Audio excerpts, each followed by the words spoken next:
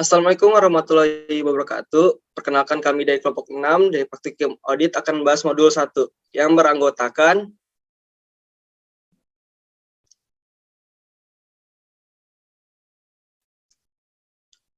next slide. Hafid Ahmad Zudi, Fitri Handayani, Lulu Akmal Nabila, Elsa Melia Farah Saufika, Alia Denati, Rahma Kristi Maulida, Nabila Mata Nafisha, dan Rizka Nanda Rizky. Dalam kesempatan kali ini, kami akan membahas perencanaan, pemeriksaan, dan perpaduan proses akuntansi tentang pertama kertas kerja neraca, kedua kertas kerja laba rugi, ketiga surat perikatan, dan keempat rencana pemeriksaan. Instruksi yang pertama, data yang terkait dengan pemeriksaan. Nomor 1, buku 1, kemudian pelajarilah bagian 1 tentang instruksi umum dan persiapan halaman 1-16. Bagian 2 tentang berkas permanen halaman 17-31. Dan bagian 4 tentang kertas kerja pemeriksaan tahun lalu halaman 215-225. Yang kedua, buku 2 isilah kolom per klien 31 Desember 2018 pada kertas neraca A21, A22 halaman 2 dan 3, dan kertas kerja laba rugi A31 dan A32 halaman 4 dan 5 berdasarkan data yang diberikan oleh klien. Lihat dari buku 1 halaman 13 dan 14 dan kertas kerja tahun lalu. Yang ketiga, isi kolom WPREF sesuai dengan data buku 1 halaman 9 sampai halaman 11. Yang keempat, untuk kolom pare akan diisi setelah Anda menyelesaikan pemeriksaan pada modul berikutnya. Yang kelima, berikan tanda tick mark sebagai tanda bahwa penjumlahan secara vertikal sesuai sudah dilakukan dengan tepat. Yang keenam, lengkapi pembuat pemeriksa dan tertanggalnya. Instruksi yang kedua, prosedur analitis baca buku 1 halaman 42 dan 43. A. Buatlah kertas kerja prosedur analitis neraca atau laporan keuangan ARP 1.1 dan ARP kedua, ada prosedur analitis. Bukannya gue itu. Baca buku 1 halaman 42 dan 43. Yang A, buatlah kertas kerja prosedur analitis neraca atau laporan posisi keuangan ARP 1.1 dan ARP 1.2 buku 2 halaman 6 dan 7. Dan laporan laba rugi ARP 1.3 buku 2 halaman 8 berdasarkan data yang diberikan oleh klien. Lihat data pada buku 1 halaman 13 dan 14 dan kertas kerja tahun lalu. Yang B, kemudian hitunglah kenaikan atau penurunan saldo per audit 31 Desember 2017 dengan saldo per klien tanggal 21 Desember 2018. Yang D, yang C, lengkapi pembuat, pemeriksa, dan tanggalnya. Yang ketiga, surat peringatan, baca buku 1 halaman 43, siapkan surat perikatan yang baik untuk tahun buku 2018 ditujukan kepada Ibu Diestri selaku Direktur Utama PT Sugus. Surat tersebut juga disetujui oleh Ibu Diestri dengan menandatanganinya buku 2 halaman 9.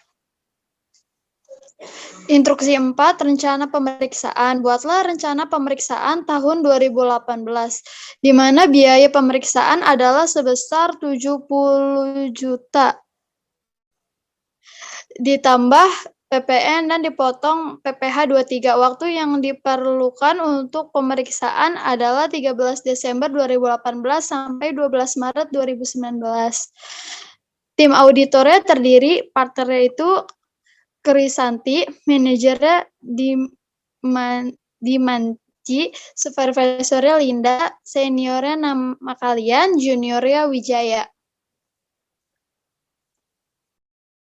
Informasi tambahan. Yang pertama, schedule penelaahan analitis buku 2 halaman 6-8. Yang tidak terdapat saldo tahun sebelumnya maka dikosongkan saja. Apabila terjadi penurunan maka dibuat dalam kurung. Yang kedua, mengenai waktu audit pada buku 2 halaman 16 memakai data buku 1 halaman 3. Contohnya, pemeriksaan berbagai stok fisik atau kas dimulai 1 Januari 2019 sampai dengan 18 Januari 2019. Yang ketiga, pengerjaan boleh menggunakan pensil asal terlihat jelas nominalnya. Yang keempat, pada surat perikatan buku 2 halaman 9, kantor akuntan publik tertera Kristanti dan rekan. Dan Reknek bisa diisi dengan Reknek KAP Kristanti, cari di internet dengan nama partner Kristanti. Dibuat oleh Wijaya tanggal 19 Desember 2018, diperiksa oleh nama sendiri 12 Maret 2019. Yang kelima, untuk WPREF, contoh apabila kewajiban jangka pendek M, maka untuk akun selanjutnya dalam kelompok kewajiban jangka pendek diberi kode M1, M2, dan seterusnya. Yang keenam, pembulatan untuk presentasi naik atau turun bisa dibuat tanpa angka di belakang koma.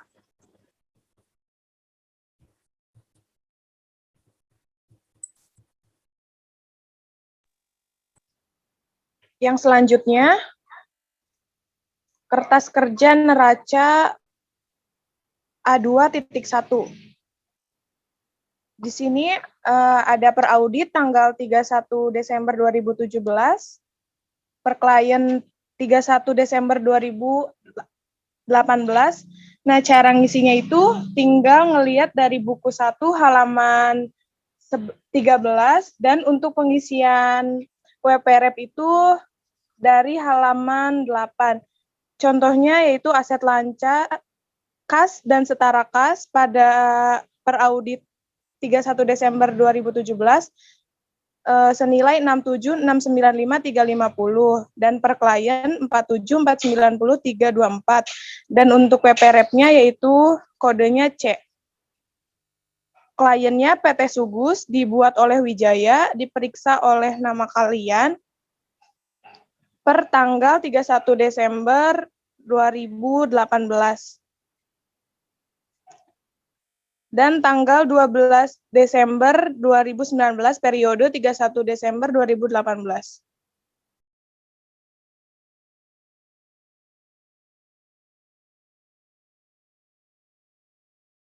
Dan untuk pengisian pare itu dilakukan di modul yang selanjutnya.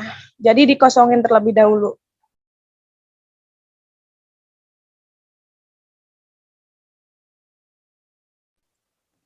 Selanjutnya, kertas kerja 2.2 itu kertas kerja neraca. Untuk WPREF itu diisi sesuai dengan buku halaman 9. Untuk itu ada per auditnya tanggal 31 Desember 2017, sama per kliennya 31 Desember 2018. Terus, untuk kewajiban jangka pendeknya bisa kita lihat di buku 1, ada di halaman 14. Untuk per auditnya ada 200 juta, untuk per kliennya ada 200 juta. Untuk kalau nama kliennya kita isi dengan nama PT Sugus, dibuatnya oleh Wijaya, dipisah oleh nama kalian. Tanggalnya itu tanggal 19 Desember 2018 sampai 12 Maret 2019. Periodenya 31 Desember 2018. Untuk parenya tidak diisinya akan setelah menyelesaikan pada modul berikutnya.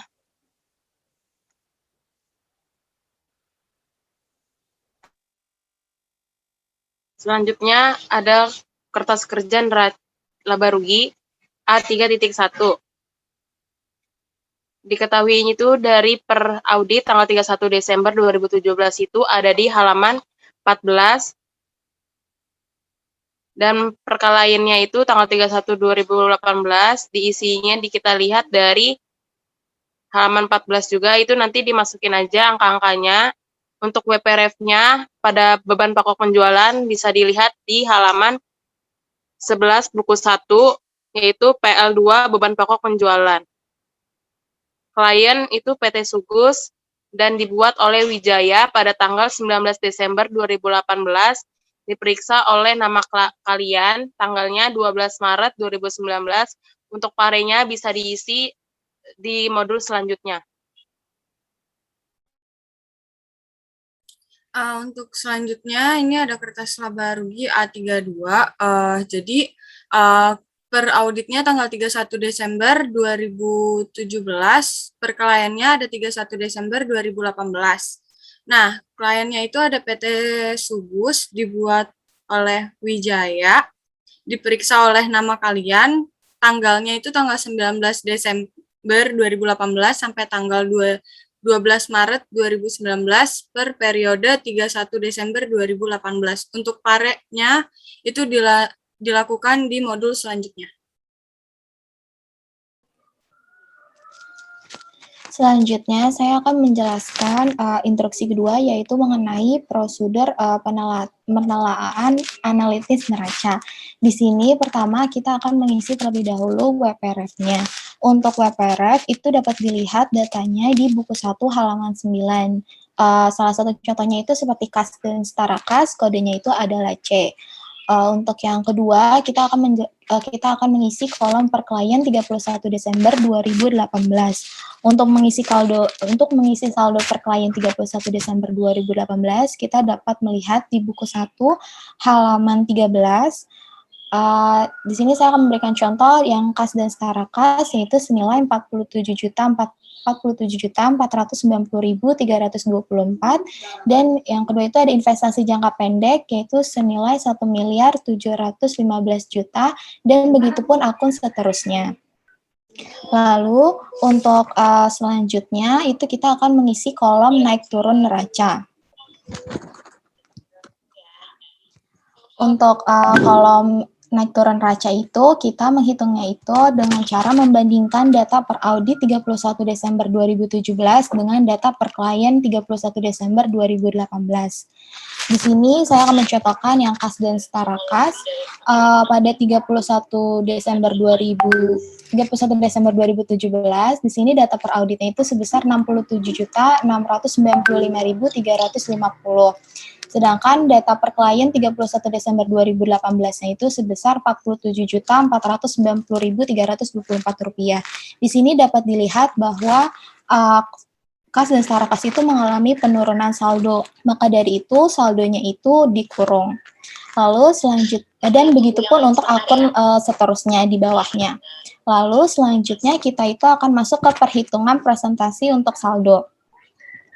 Untuk menghitungnya itu, kita cukup membandingkan berapa jumlah naik atau turunnya saldo antara 2017 dan 2018 dengan data per audit 31 Desember 2017. Saya akan contohkan yaitu yang kas dan setara kas. Untuk saldo perbandingannya itu senilai Rp20.205.026, itu dibagi dengan data per audit sebesar Rp67.695.350, lalu kemudian dikali 100%. Maka hasilnya itu sebesar minus 30%. Kenapa minus? Itu ditandai karena saldo itu mengalami penurunan. Dan begitupun untuk akun lainnya. Lalu di kolom di bawah itu kita isi untuk yang dibuat kliennya, yaitu dengan PT Subus, lalu dibuatnya itu kita tulis dengan PT Wijaya pada tanggal 19 Desember 2018, lalu diperiksanya itu oleh nama kalian yang memeriksa pada tanggal 12 Maret 2019.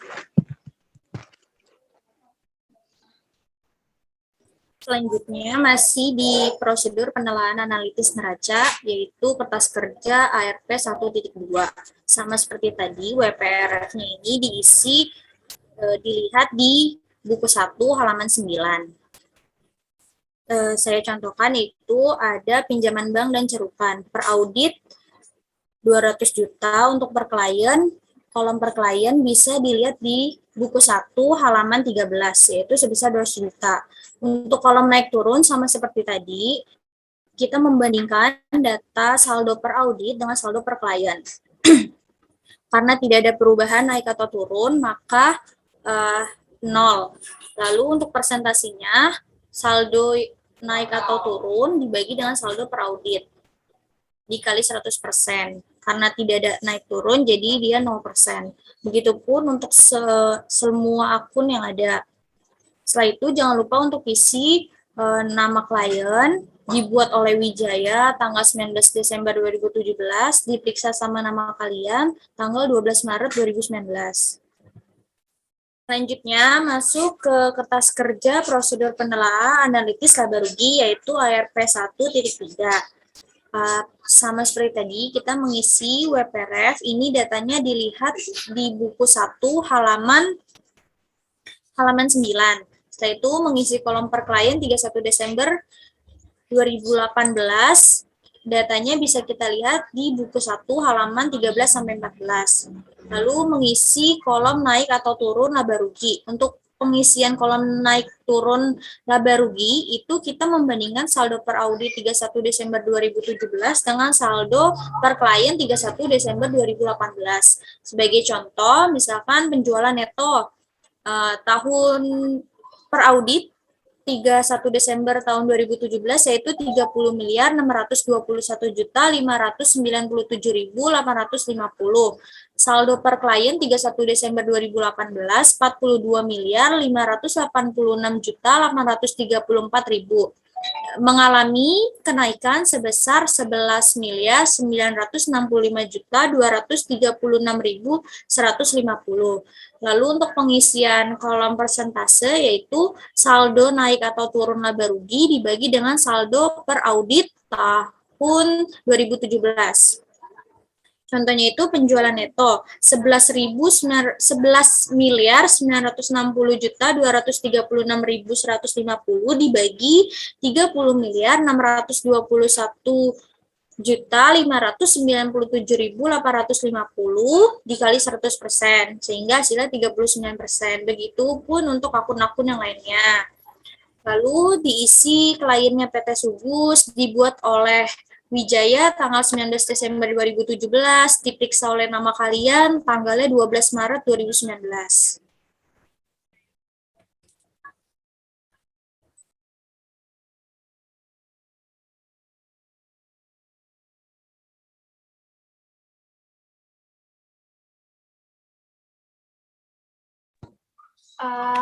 Selanjutnya, saya akan menjelaskan instruksi 3 tentang proposal audit, yaitu ada nomor, halaman, proposal audit kepada yang terhormat Ibu Desri, Direktur Utama PT Sugus di tempat. Dengan hormat, sehubung dengan rencana penunjukan akuntansi publik untuk memeriksa laporan keuangan dari PT Sugus, tahun buku 2018, bersama ini kami sampaikan proposal audit untuk mendapatkan persetujuan dan konfirmasi dari Bapak. Yang pertama, kami akan memeriksa laporan keuangan PT Sugus untuk tahun buku 2018. Pemeriksaan tersebut akan kami lakukan sesuai dengan standar profesional akuntan publik dan mencakup evaluasi terhadap pengendalian internal, tes terhadap catatan pembukuan beserta bukti pendukungnya, dan prosedur audit lainnya yang kami pandang perlu seperti observasi atas stok on-name, konfirmasi utang, piutang, pemeriksaan notulen rapat, kontrak-kontrak, dan lain-lain. Tujuan pemeriksaan tersebut adalah untuk dapat memberikan pendapatan mengenai kewajaran dari laporan keuangan yang telah disusun oleh manajemen. Pemeriksaan kami bukan ditunjukkan untuk mencari adanya kecurangan-kecurangan atau fraud, tapi seandainya kami menemukan hal-hal tersebut atau hal-hal yang perlu mendapat perhatian manajemen, kami akan memberitahukan kepada manajemen.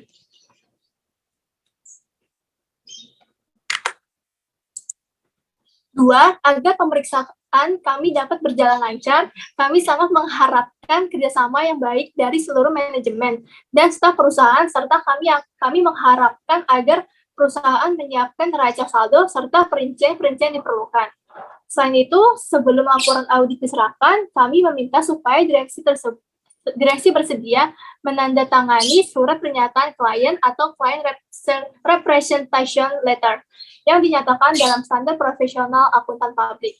3. Audit fee untuk tugas-tugas tersebut di atas kami ajukan sebesar Rp70 juta ditambah PPN 10% yang akan kami tagih sebagai berikut. 30% pada saat proposal disetujui, 50% pada saat penyerahan konsep laporan audit, 20% pada saat penyerahan final laporan audit. PPh 23 sebesar 2% bisa dipotong dari jumlah fee tersebut. Seandainya usulan kami bisa disetujui, mohon agar salinan surat ini ditandatangani dan dikembalikan kepada kami. Terima kasih atas kepercayaan yang diberikan kepada kantor kami dan semoga kami dapat membina kerjasama yang baik. Tantangannya ini disetujui oleh PT Subus di S3 pada tanggal 19 Februari 2019. Terus kantor akuntan publik ini ditandatangani oleh Krisanti dan rekan Krisanti Akuntan Reknet. Ini ada di buku 2 halaman 9 ya. Instruksi keempat, rencana pemeriksaan PT Sugus tahun buku 2018. Yang pertama ada informasi umum. Ini berisikan sejarah dan latar belakang perusahaan. PT Sugus didirikan berdasarkan Akta Notaris Jem SH nomor No 3372, akta pendiri telah disahkan oleh Menteri Kehakiman Republik Indonesia dengan surat nomor C2-462.HT.01.01 tahun 2011 tanggal 28 April 2011. Juga telah didaftarkan di Pengadilan Negeri Jakarta dengan nomor 1882/2011 tanggal 5 Mei 2011 dan diumumkan dalam tambahan nomor 32 pada Berita Negara nomor 1001 tanggal 18 Mei 2011. Maksud dan tujuan perusahaan bergerak di bidang industri farmasi. Alamat perusahaan berada di Jalan Danau nomor 89 Bekasi, Jawa Barat. Yang kedua ada susunan pengurus. Yang pertama itu ada Presiden Komisaris, Bapak Emil dari PT SWAT, komisaris terdiri yaitu Ibu Tati dari PT TEP dan Ibu Melinda. Yang terakhir direktur itu Ibu Destri. Yang ketiga ada ekuitas. Modal dasar perusahaan berjumlah 2.220.000.000 yang terbagi atas 1.000 lembar saham biasa dengan nilai nominal sebesar 2.220.000 per saham. Dari jumlah tersebut telah ditempatkan dan di-store penuh sejumlah 1.000 lembar saham bernilai 2.220.000 dengan komposisi PT SWAT 500 lembar saham, PT TEP 450 lembar saham, dan Ibu Melinda 50 lembar saham. Yang keempat ada kebijakan akuntansi, terdiri dari penyajian laporan keuangan. Laporan keuangan disusun berdasarkan konsep harga perolehan. Laporan arus kas disusun berdasarkan metode langsung. Selanjutnya ada piutang usaha. Perusahaan tidak membuat penyisian piutang tak tertagih, tetapi langsung membebankan ke akun laba rugi piutang yang benar-benar tak tertagih. Selanjutnya ada persediaan. Persediaan dibukukan berdasarkan harga perolehan. Penilaian persediaan akhir berdasarkan metode FIFO. Selanjutnya penyertaan dalam bentuk saham. Penyertaan dalam bentuk saham yang mencapai kurang dari 20% dibukukan berdasarkan metode biaya. Sedangkan penyertaan dalam bentuk saham yang mencapai 20% atau lebih dibukukan berdasarkan metode ekuitas. Selanjutnya ada aset tetap. Aset tetap dinilai berdasarkan harga perolehan dan penyusutannya dihitung dengan menggunakan metode garis lurus berdasarkan taksiran masa manfaat ekonomis aset tetap. Taksiran umur ekonomis aset tetap adalah sebagai berikut. Bangunan dan prasarana 20 tahun, mesin dan peralatan 10 tahun, kendaraan bermotor 5 tahun, peralatan kantor 5 tahun. Selanjutnya, pengakuan pendapatan. Pendapatan dari penjualan diakui pada saat dilakukan penyerahan barang kepada pembeli. Selanjutnya, transaksi dan penjabaran mata uang asing. Pembukuan perusahaan diselenggarakan dalam mata uang rupiah. Transaksi dalam mata uang asing dibukukan dengan kurs yang berlaku pada saat terjadi transaksi. Saldo aset dan kewajiban moneter dalam mata uang asing per tanggal neraca dijabarkan dengan kurs tengah Bank Indonesia pada tanggal neraca. Selisih kurs yang terjadi dikreditkan atau dibebankan pada perhitungan laba rugi tahun berjalan. Selanjutnya, taksiran pajak penghasilan. Taksiran pajak penghasilan ditentukan berdasarkan taksiran laba kena pajak dari tahun yang bersangkutan. Yang terakhir ada tahun buku. Tahun buku perusahaan berjalan dari tanggal 1 Januari sampai dengan 31 Desember. Informasi kelima, ada buku-buku yang digunakan perusahaan. Dalam rangka penyusunan laporan keuangan, perusahaan telah menyelenggarakan antara lain buku kas, buku bank, buku besar, e-jurnal, dan proses pembukuan masih dilakukan secara manual dan komputerisasi. Selanjutnya informasi keenam ada neraca komparatif. Data-data ini bisa dilihat di buku 1 halaman 13.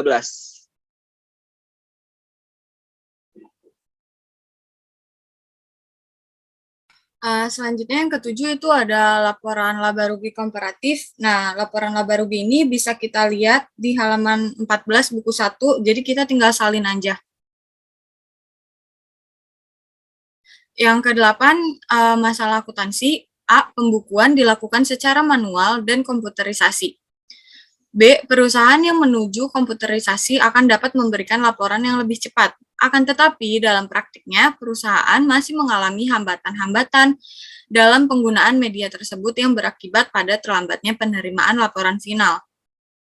Untuk mengimbangi perkembangan dan masalah-masalah yang timbul, perusahaan perlu meningkatkan pemakaian komputer. Dalam hal ini, menerapkan program yang lebih mantap. Yang kesembilan ada masalah perpajakan. A. Dalam pengelompokan beban, masih ditemukan beban-beban yang seharusnya tidak termasuk pada kelompok beban menurut fiskal. Hal ini perlu penegasan lebih lanjut untuk penyusunan rekonsiliasi laba akuntansi dan laba fiskal. B. Tahun sebelumnya semua pajak yang terutang telah diselesaikan. Dengan kata lain, tidak ada pajak yang belum dibayarkan. Yang ke-10, masalah pemeriksaan. Laporan keuangan untuk tahun buku 2018 diperiksa oleh kantor akuntan publik Kristanti dan rekan. Yang 11, ada rencana kerja, penempatan staf, partnernya itu ada Krisanti, manajernya ada Dimjati, seniornya ada nama kamu, juniornya Wijaya. 12 ada jasa akuntan, pemeriksaan umum atas laporan keuangan untuk dapat memberikan pendapatan atas kewajaran laporan keuangan secara keseluruhan. Yang ke-13, biaya pemeriksaan 70 juta rupiah ditambah PPN dikurangi PPh 23.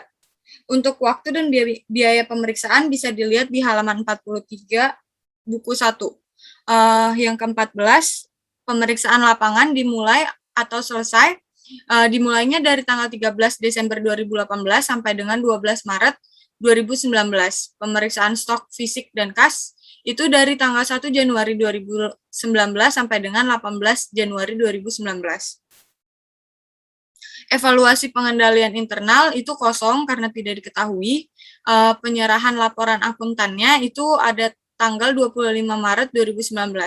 Pelaksanaan stok opnam itu ada Ita, nama kalian Rinto, Handi, dan Karsono.